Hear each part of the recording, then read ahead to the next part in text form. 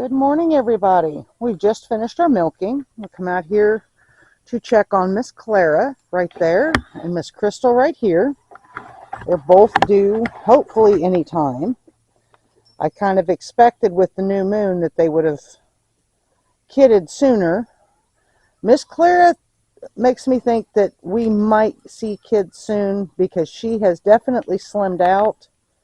And as you can see, her bag is full.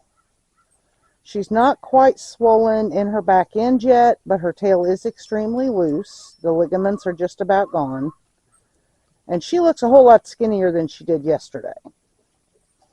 Now, Miss Crystal here, we love her to death. But when you look at her, yep, she's going to hide it from me. There we go. She is extremely wide and rather uncomfortable. Gorgeous girl. But she has gotten much friendlier since we brought her onto the farm. Now, Miss Yin here and Miss Ang are both still milking. They are doing quite well with their milking.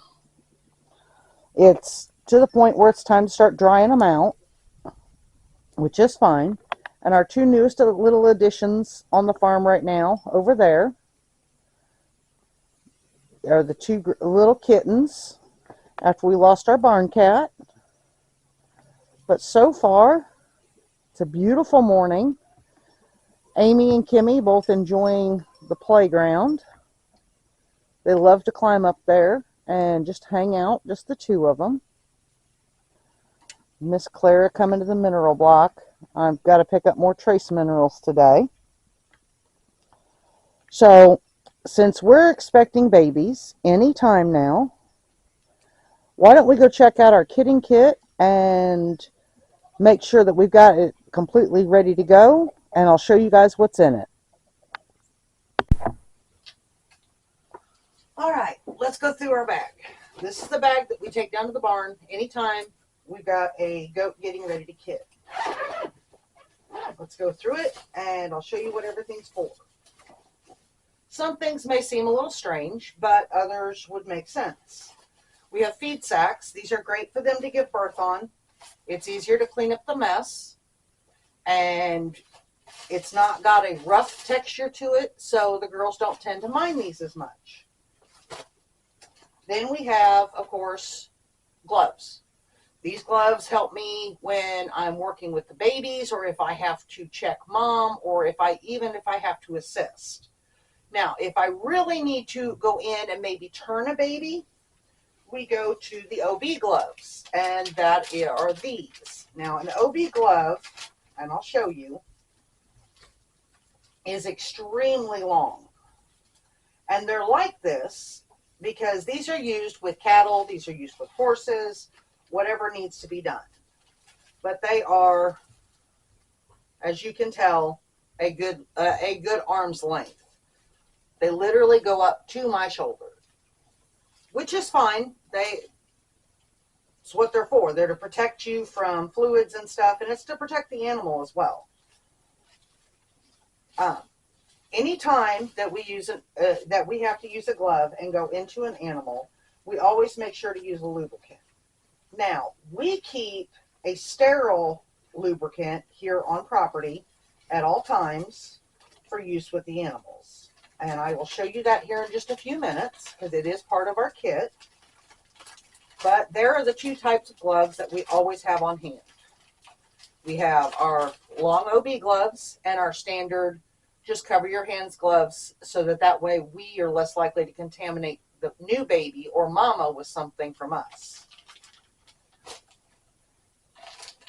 Oh, I always have a stethoscope on hand. Sometimes if you get a weak baby, you need to hear whether or not there is something, if they're breathing, if their heart's beating, such like that, if they're struggling to breathe, that we can use this to help hear their lungs to make sure that all the fluid's out. If it's not, then we take the steps needed to get the lungs cleared. Sometimes that even requires this, which if any of you are parents, you know exactly what this is. This is the dreaded nose bulb that every baby hates. It doesn't matter if it's human or animal. They absolutely hate this, but it'll clear mucus and such out so that way we can get them breathing well. Now, another thing that we have on hand is Stop Bleed.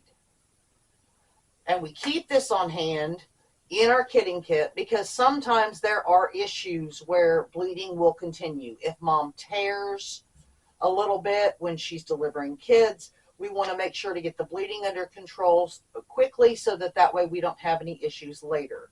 Sometimes that'll even require a stitch, and if need be, that is something we can do here, but we do not keep those items in the bag for the kitting. Now, we also have some lovely towels, clean, dry towels that stay in here. Every time they get used, they get a fresh wash and a sanitizing dry so that way they're ready to go for the babies.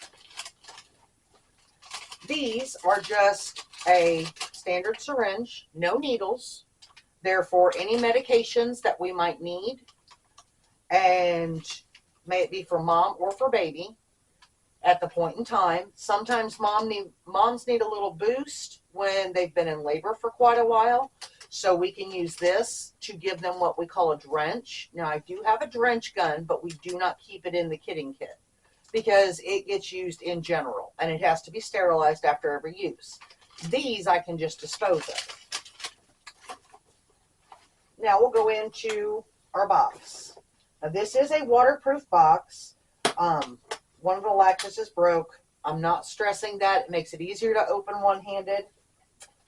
This here is for our weaker kids, the ones that have not gotten a suckle or they're just struggling a little more.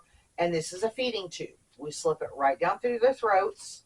This syringe fits on the end of it, and we milk mom out for some colostrum. There's a cap on the end of this syringe, but we milk mom out for some colostrum, and then we just put the colostrum directly down into the baby.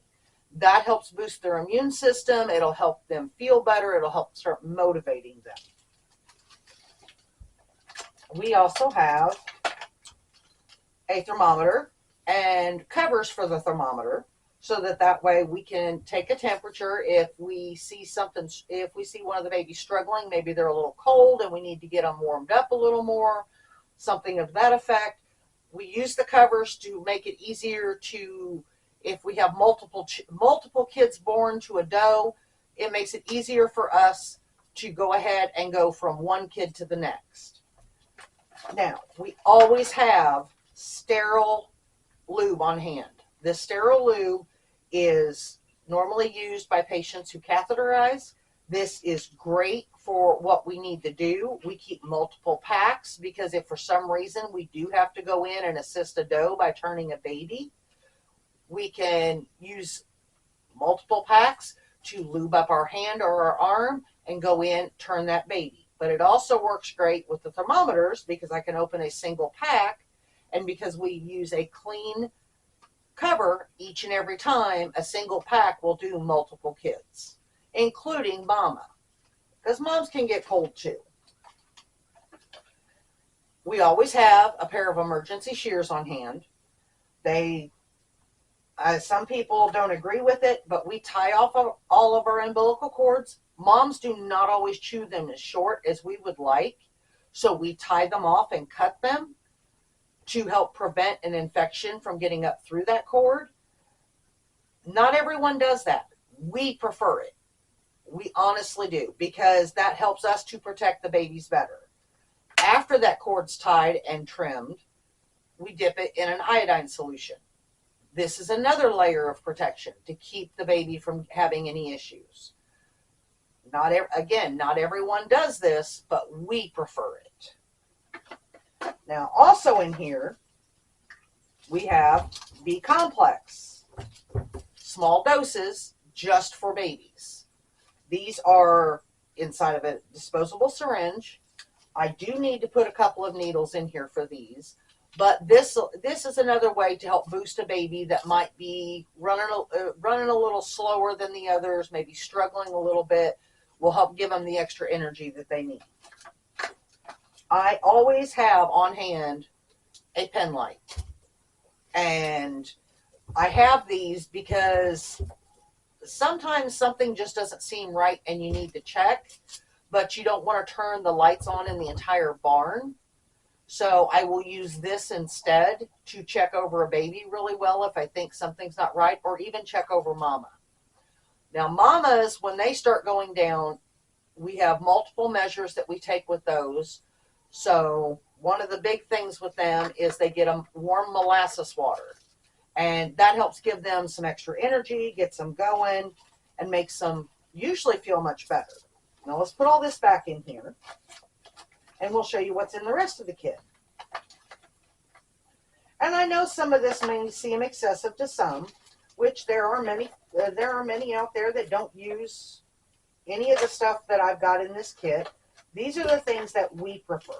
No two farms are the same, and we all learn from each other.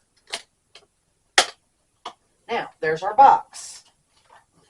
Now, our last item in here, and I know it's in here because I just checked the batteries the other day, is my headlamp. Now, my headlamp I use to be able to see inside of the stall. This one actually even has a red light, which I'm not sure if you guys can see it or not. Probably not with the sun coming in the way it is. But it has a red light, so that way I can use the red instead of the white, and moms aren't as distracted or upset about all of the extra light. A lot of moms I found with my herd, now not all herds are the same, but I found with my herd they prefer the red light over the white because it's not as aggressive on their eyes, and they tend to be more relaxed when I use the red light. Now this is actually supposed to be down here in this end. Oh. Now these are the other things that we have. And these are the things that a lot of people don't want to talk about. They don't want to think about. But we have a sterile, and it has been sterilized, piece of rope. It almost looks like baling twine. I promise you it is not. And we have a small pull chain. And this pull chain, which looks very much like a dog collar, and honestly, it's about the same as a dog collar, is small enough that we can slip it over hooves if we need to pull a baby. And we can slip it over, tighten it up just above the hoof so that way we don't damage the hooves, and then pull that baby if mama's having issues getting it out. We have had to pull a couple of babies before we had the pull chains, and I am thankful now that we do have it on hand ready to go. But this is the last of our kitting kit. Like I said, I do need to add a couple of needles so that way we can have those ready to go and have it ready when Clara and Crystal kit out. We're hoping to be able to catch them on video. Crystal is still very wary, so we're being very careful with her because we are slowly earning her trust. And we don't want to step in unless we have to. We honestly believe that mamas know what they're doing, and most of the time they do. We know each animal well enough to know if they're asking for help. And like I said, we've only had to pull a couple. And those couple that we had to pull, the mamas asked. They let us know in their own way that they needed assistance. But this is our complete kitting kit, except for the couple of needles I need to add to it. So I'm going to add those to this. I'm going to get it hung up because it always hangs right by my milk room door. And then all we have to do is wait. I hope everyone has an absolutely wonderful and blessed day on this beautiful, amazing day. As you can hear, the animals are already up. The roosters are crowing. So have a blessed day and have a wonderful weekend. And if you like the video, like and share it. We can't wait to see you in the next one. Have a good day.